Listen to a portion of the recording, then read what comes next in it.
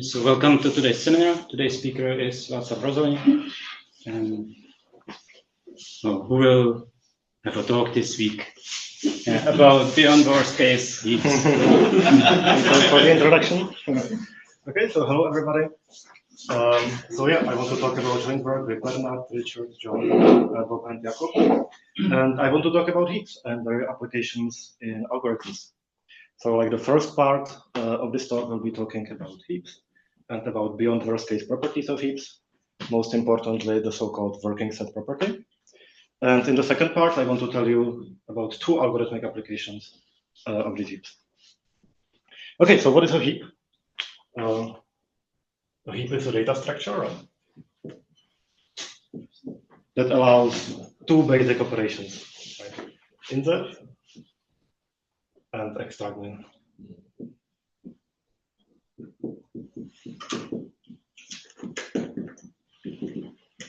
So do you know what are kind of the typical complexities of these two operations? Can you tell me?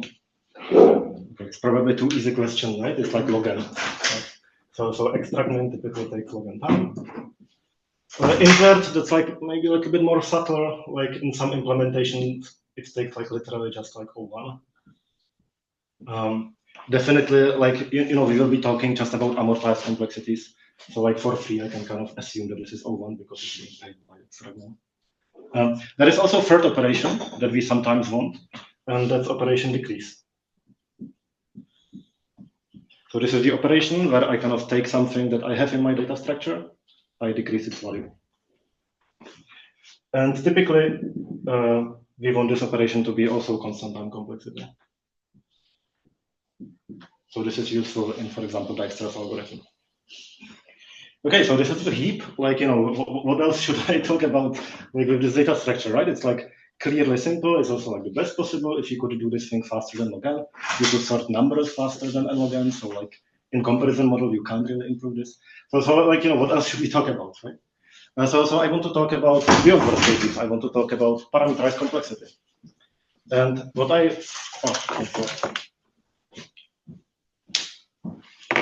what this talk is going to be talking about is something called working set property.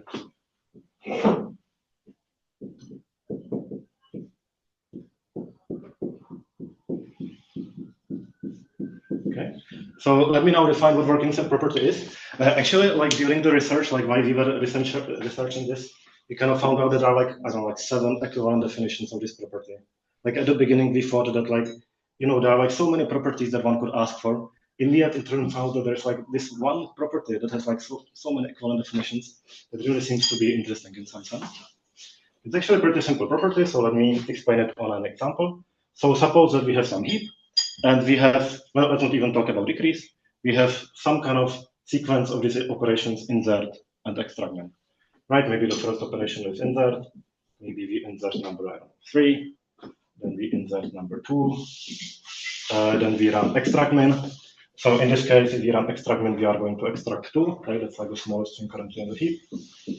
Then we insert 4, then we run extract min. We happen to extract this 3.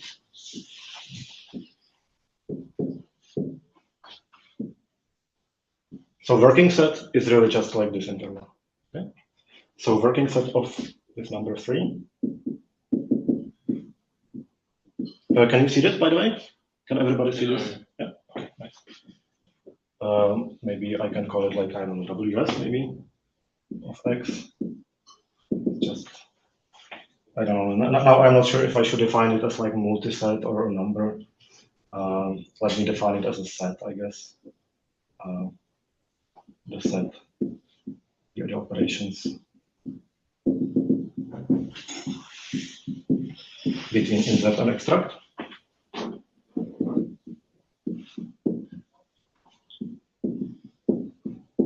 X. Okay.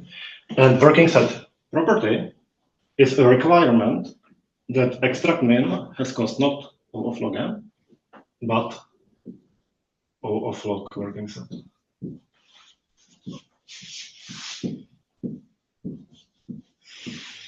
Okay. So what does it mean? So somehow in the worst case, you kind of insert something to your heap, then, you know, for a long time, nothing really happens. Then you happen to extract your thing. In that case, working set property is not really telling you anything interesting, because this is going to be maybe like log-ish. In the best case, you insert something into your heap, and it happens to be the smallest number. Then you extract it, and then working set is like really small. Okay, so you could imagine some kind of sequences like that, where you do something like, I don't know, maybe even, okay, here is even like a kind of dump sequence, something like insert, extract, insert, extract, insert, extract. In this case, the working set of everybody is 1. In this case, I mean, the standard implementation of the heap would actually also be just 1, okay? But like our bound would be only log n, which is kind of stupid bound. So working set property would say that, like, you know, in this case, the heap should be actually pretty good. It should be like, you know, a one-time operation.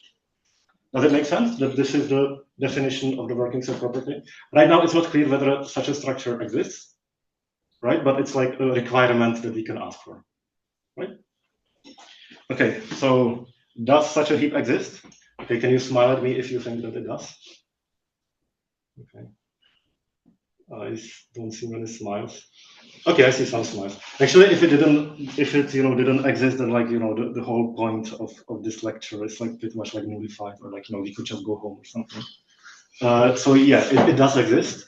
This is the reason why I can continue you know talking about some stuff. Anyway, so if you just ask for insert and extract min, then it's actually like relatively simple to construct data structures that have this property. For example, there is something called pairing heaps. This is kind of like a very nice practical implementation of a heap. And you know, like as a theoretician, like how can we like justify that it behaves nice in practice? Well, the one thing that like John Iacono did like I don't know 10 or 20 years ago was that he proved that pairing heaps have this nice working set property. That would be just for insert and extract. Also, if you just use like splay tree to implement the heap, it will also have this property because splay trees are amazing. It turns out that you can actually have all 3 properties, all 3 operations. You can have both working set property and also constant decrease. That's something that we proved in one of the 2 papers because we needed it for an application. Amazing. Does it make sense so far? Okay. Now, I don't really want to talk about how to construct these heaps with these properties. I can talk about it at the end of the talk if we still have some time. Okay. But now let me tell you what are some applications of this, right? Because, you know, as I told you, like these pairing heaps, that was like, I don't know, maybe 10 or 20 years ago. But like, you know, it would be nice if we had some kind of like theory around this thing, right? If we could say that like these heaps are actually good for something, right? It's like one thing to prove that you have data structure with some kind of nice property. And it's another thing to actually use it to have some nice algorithm that solves some nice problem. This is what I want to talk about now. I want to give you examples of 2 problems that we can solve with these heaps. And now I'm thinking, like, if I do it like this, and then I write here, that's probably not optimal, right? So I will probably just erase it.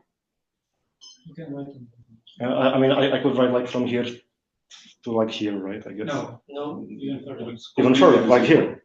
Yes. Okay. The whole thing. Yeah. Whole thing, okay. And the guys on Zoom, can they see it? Or? Yeah. Okay, so let me continue here then. Okay, so 2 applications. Application number 1 will be a problem called sorting under partial information.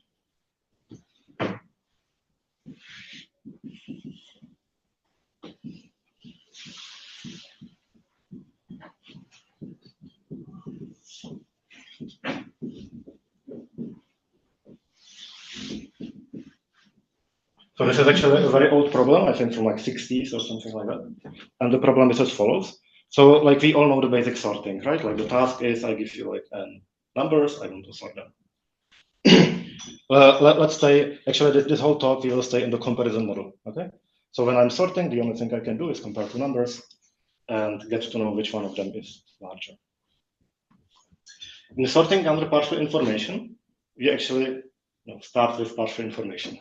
So what the partial information is, well, for some pairs of the elements, we already know which one is larger. Okay. So let me maybe represent the input as a graph. Okay. These are the elements that we want to sort. And for some of them, we already know that this one is smaller than that one, and maybe this one is smaller than that one. The input looks like a actually directed acyclic graph. If there was a cycle in the graph, something would be like really messed up, right? And it's a directed graph because the edges they mean something. They mean that like one of them is smaller than the other one. So maybe it looks like this.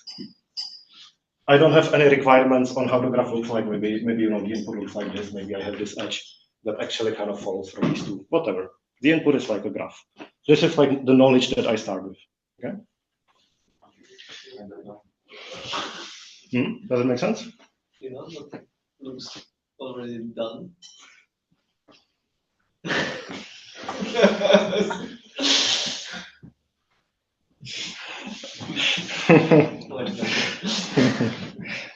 Okay, good point.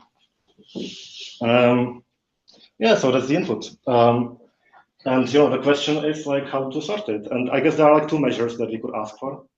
One of them would be like the number of comparisons. The other would be like the running time of the algorithm.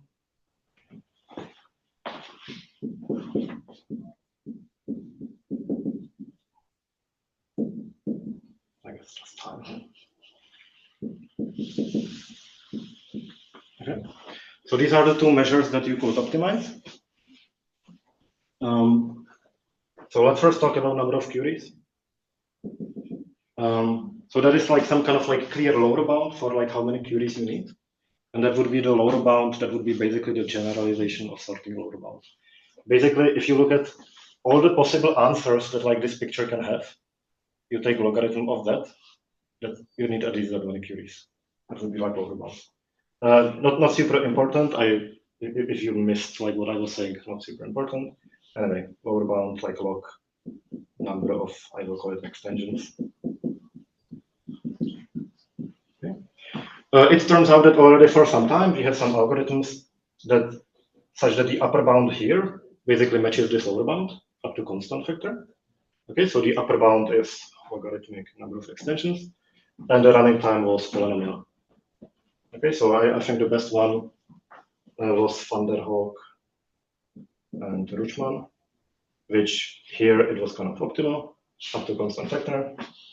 And here I think the running time was like n2 omega or something like that, some kind of polynomial factor. And these algorithms that kind of solve this problem, like none of them, I actually don't really know any of them really, because they are kind of complicated. What they are trying to do is like, they are kind of iteratively trying to solve the problem of like finding good comparison to make. Like maybe in this picture, like, this is like the comparison I really want to find and like make, right? And it's actually kind of hard, right? They are using some kind of like ellipsoid method shenanigans to find it. So what I want to tell you is like a simple algorithm that's like optimal in both of these, both in terms of number of queries and running time. And actually, you will tell me what the algorithm is. I will just tell you its name, okay? And then you will tell me what the algorithm is doing. So the algorithm is called topological heap sort.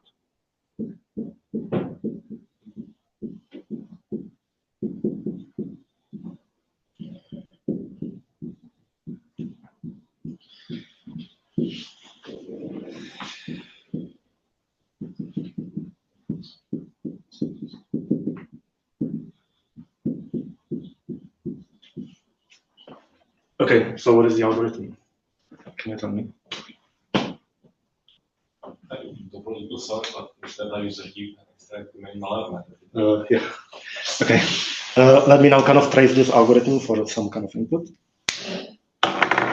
Actually, I should probably erase some of those things.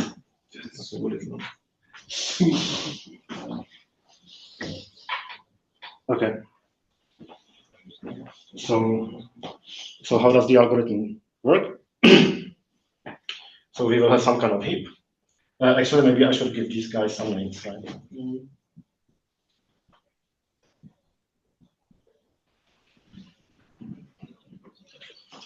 Okay. So the algorithm starts by looking at the graph and extracting. What is the name of these guys? Like guys with in degree 0. Sources. Sources. Thank you. Okay, it puts them in the heap. Okay, so the heap is here. So we have AB in the heap. Okay, so we do this by running insert operation, right?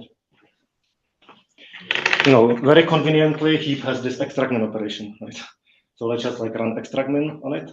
Maybe extract min tells us that like A is smallest, and then our algorithm says, you know, A is the smallest element of the output.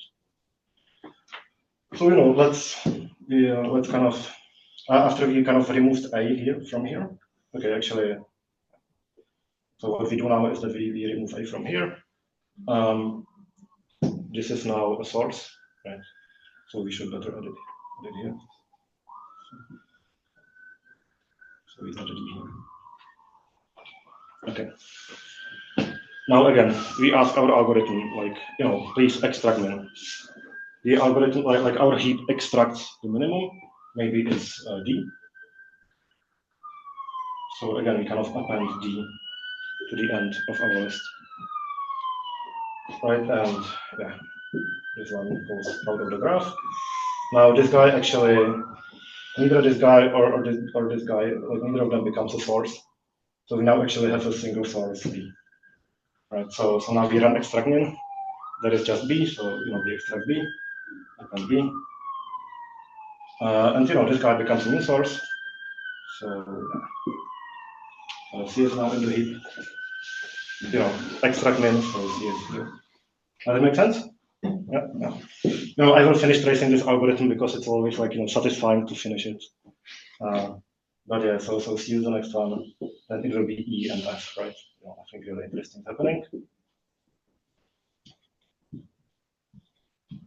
Okay, and that's the end of the algorithm. Okay, can you smile at me if it all made sense, like the algorithm? Okay. Maybe I have a question. Huh? So the missing edges in the graph is basically we have to ask. We have to ask some kind of oracle about them. Yeah. Yeah. And we want to minimize this. Yeah, we want to minimize both this, like the number of queries to the oracle, also the running time. Because if you spend like, you know, cubic time to kind of find the right edge, maybe it's still kind of unsatisfying solution. Because, you know, although we would be optimal here, we would have kind of some overall time. Okay, great question. Thanks. Any other questions?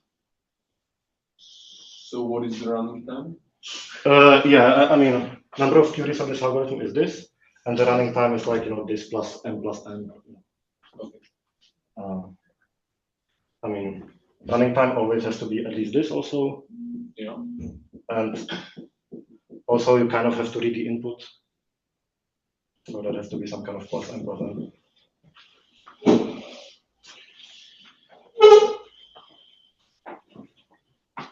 Yeah, I think actually like, and actually like the proof of this, I will not show you the proof.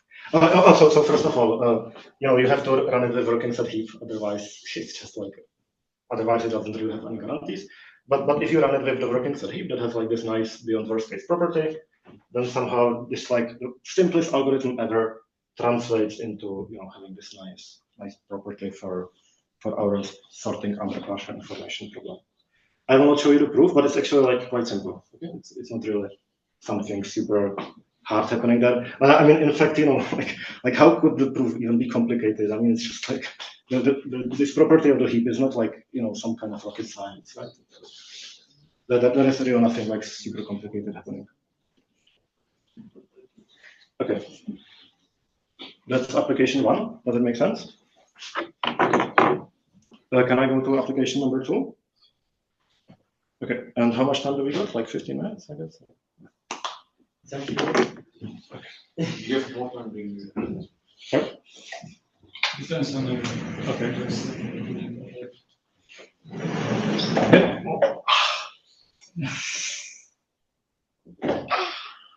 Yikes.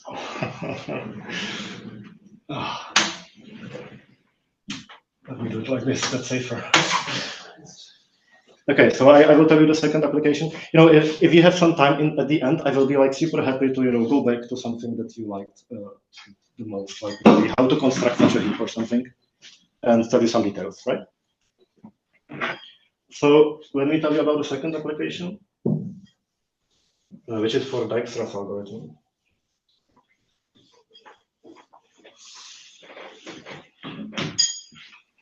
So this one's going to be actually a little bit more complicated because I will need to spend a little bit more time, and we will have to, have a little bit more of a discussion for what is actually the problem we are trying to solve. So anyway, let's talk about Dijkstra's algorithm. It's the algorithm that finds the shortest path in a graph.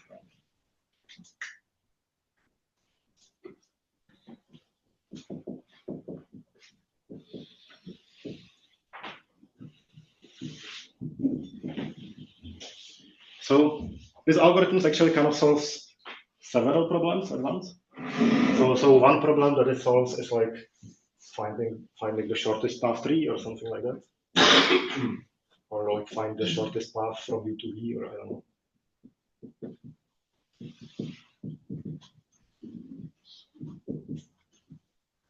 So another problem is something like, I don't know, compute the distance from the source to all the other vertices. That's also solved by Dijkstra's algorithm. Oh, by the way, do you remember Dijkstra's algorithm? Should I maybe remind you what this algorithm is doing? It's like this kind of algorithm. It's like, you have like this bucket full of water, you can like pour it into the sink, and then it goes like this, right? Okay, so the other application would be something like. Tell me again, switch markers. Let me actually, do something like this, just to be on the safe side. Yeah, so the other problem that it solves is something like compute all the distances.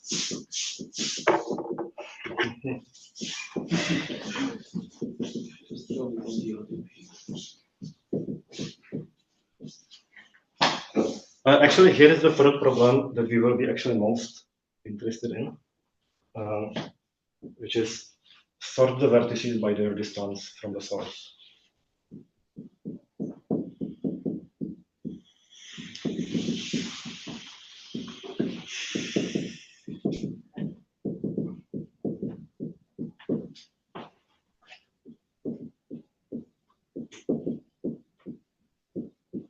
Okay.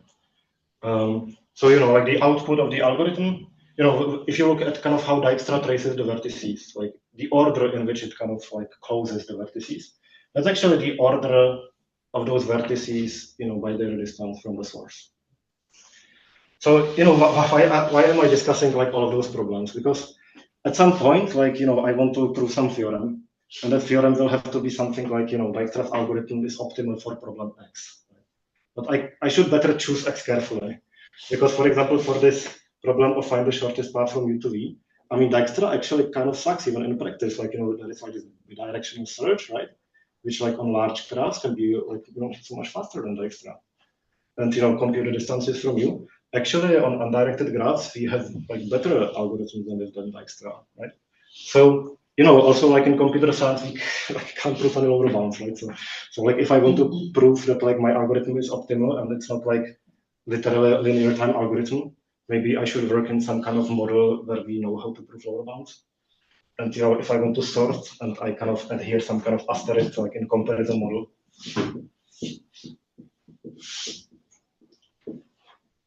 Then I have finally found a problem where I at least can hope to prove some kind of optimality result. And I kind of think that actually I think I was taught that the Dijkstra's algorithm is optimal for this problem, like in some kind of like lecture, from Martin Maresch, like algorithms 2 or something like that. So here's the claim that Dijkstra's algorithm with Fibonacci heap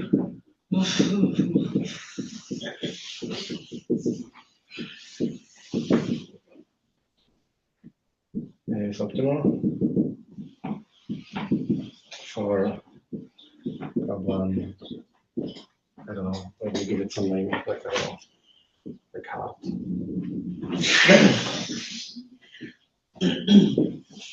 Okay, so, Dijkstra's algorithm with Fibonacci heap, it has this kind of running time of O n plus n log n. So, if you just run Dijkstra's algorithm with normal heap, then the running time will be like n plus n, and this whole thing times log n.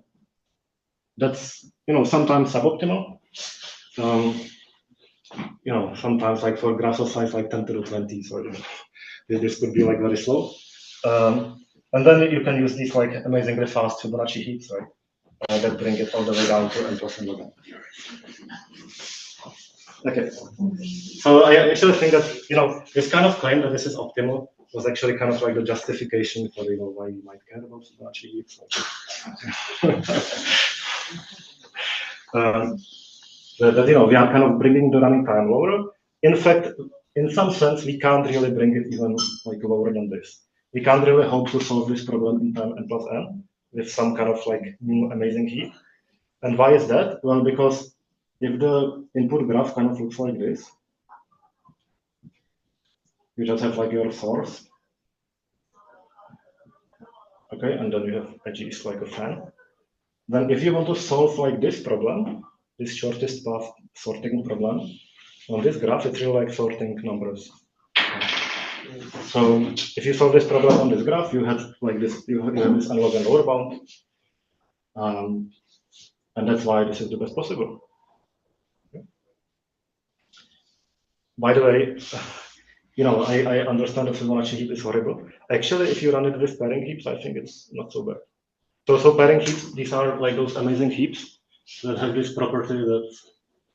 Okay, so first of all, they have this working set property. If you want just insert and extract them, but also they implement like fast decrease, like almost constant time. It's like log n or something like that. I think they are actually behaving like rather good in practice also with Dijkstra algorithm. Anyway, okay, let's stay on the theory side, okay, for now. So what I want to claim is that like there is a better claim that we can make about Dijkstra algorithm. Okay. And what's the claim?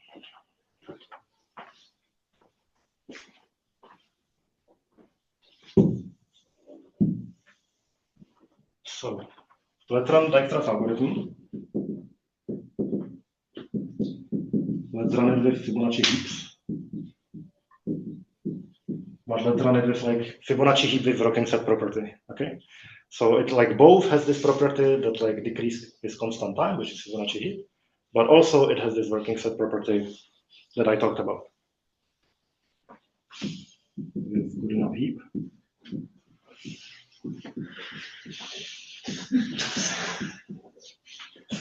And it's like Fibonacci working set.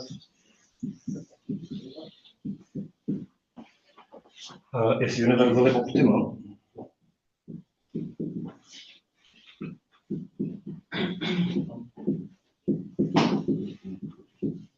So it's like a half problem.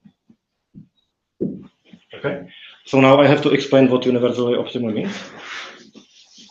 And for that, let me maybe go back to this sorting under partial information problem, because there I could have also used the word universally optimal, but maybe it would just confuse you.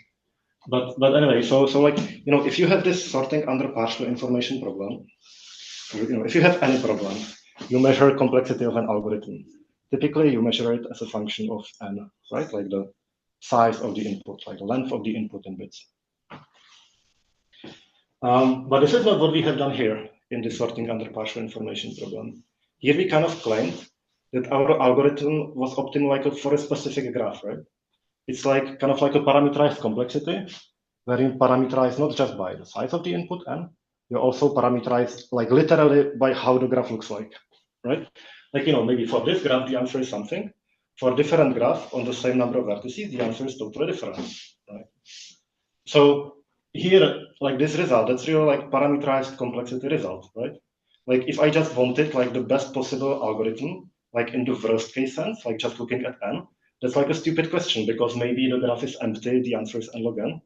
That's like the worst it can be, right? So like asking the worst case question here, it doesn't even make sense. The answer will be just n log n because the graph can be empty. So what we really did here was like a parameterized complexity approach. We said that like our algorithm is the best one if we fix n, the size of the input, but also if we fix like even how the graph looks like. Does it make sense? Right? And this is what's called universal optimality. If you have some kind of graph problem, then typically there are like two inputs. Like the first input is the graph, like the vertices, edges, and so on. The second part is usually something like some kind of weights on the edges maybe. Like for example, here in this Dijkstra algorithm problem, we start with a graph and some kind of edge weights, right? And universal optimality means that like my algorithm is optimal not only with respect to n, the size of the input, it's like literally optimal with respect to g, like how the graph looks like, right? So that algorithm, like I could have said that algorithm is like universally optimal for the sorting under partial information problem. I didn't say that because it would probably just confuse you. And for that problem, it's kind of clear that like the worst case question doesn't even make sense because the graph can be empty, right? Like, and the answer would be a log n. Here it actually makes sense to talk about this universal optimality, right? This Dijkstra algorithm, when I say it's optimal in this worst case sense, right? Meaning that there is some graph, and that graph, I like literally drew the graph, right? It's like this literal, bad, messy graph where the answer is large, it's n log n, and that's why the algorithm is worst case optimal. But if the graph looked like this, like I don't know, it would be just a path or something, then like it's really simple to solve our sorting problem. We don't have to run any Dijkstra algorithm. We just like output the order as we see the vertices. So there are some graphs where the answer can be better than this, right? So normal Dijkstra algorithm, if this complexity is not universally optimal, even though it is worst case optimal. Does it make sense? Can you smile at me if it makes sense? Kind of. I see some smiles. Can you ask a question if it doesn't make sense?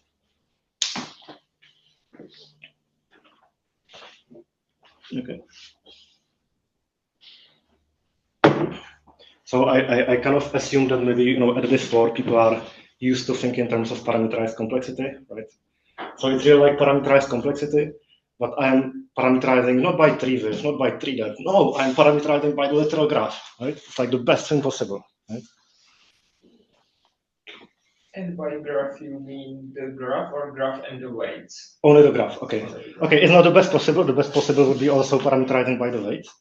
That's usually like, very often it's like quite simple to see that if I parameterize also by weight, it would just be not possible. Yeah, it's a great question.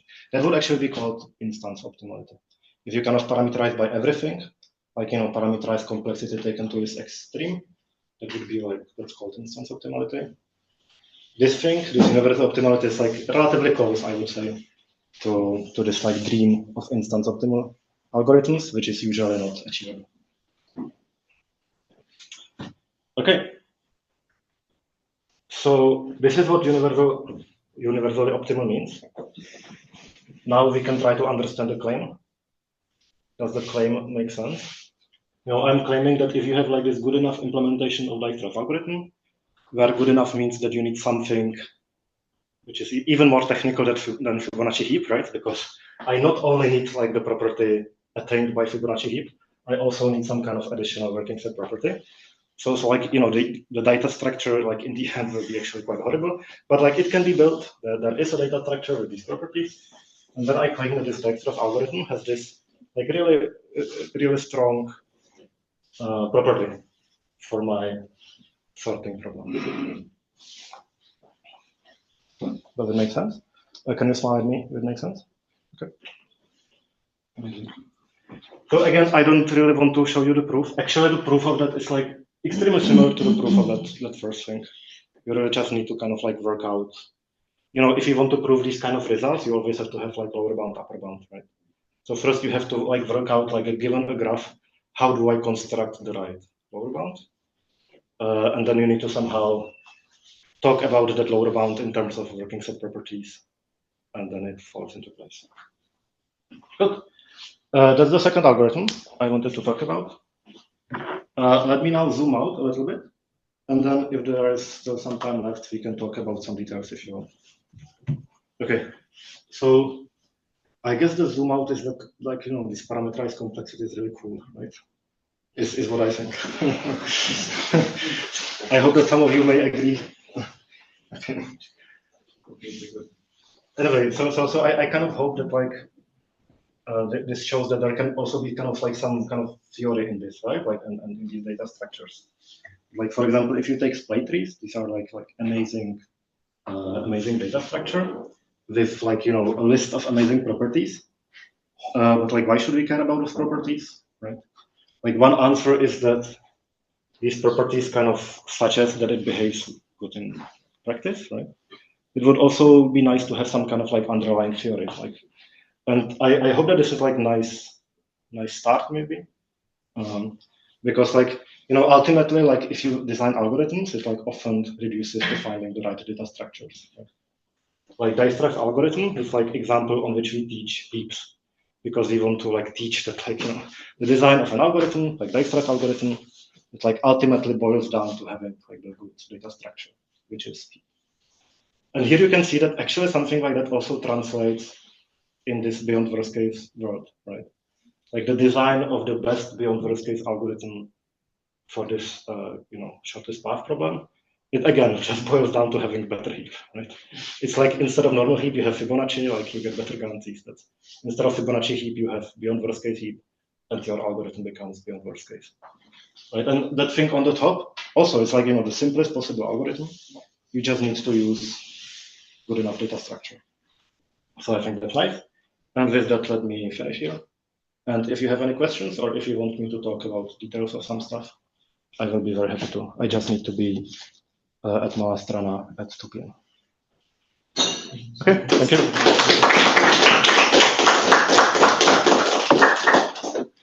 Now is the time for questions. I guess Ondra was quick faster. Oh, okay, so the first in the first program, the parameter could be named this logarithm of the number of extensions. Right. Is there a good name for the parameter in the I can show you a picture. I don't think it is something that like has a name. We call it like a sequence of barriers or something like that.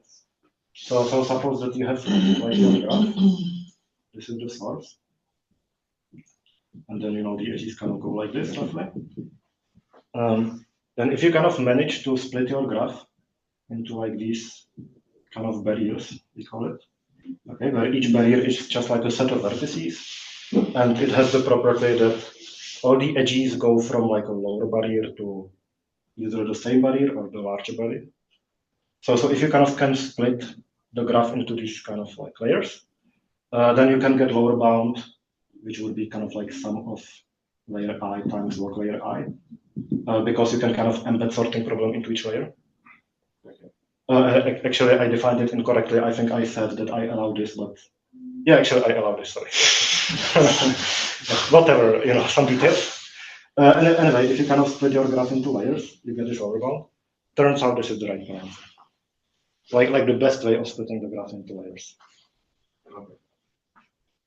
Yeah, that's an amazing question.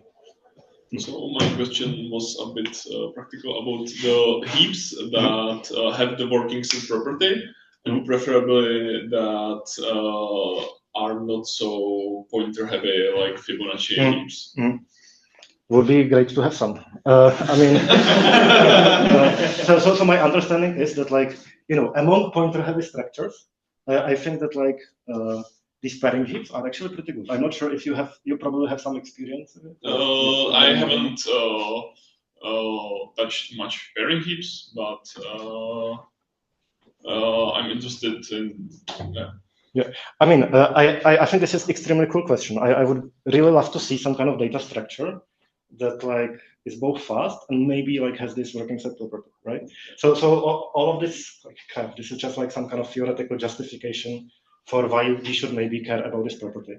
I would really love if this was kind of like substantiated by having a nice data structure for which I can maybe prove that it has working set property. I think that this is like amazing open question. And like the best we have is probably pairing heaps, but like, yeah, everything we have is kind of like pointer stuff. Okay. Yeah. So any other question? Yes. Okay.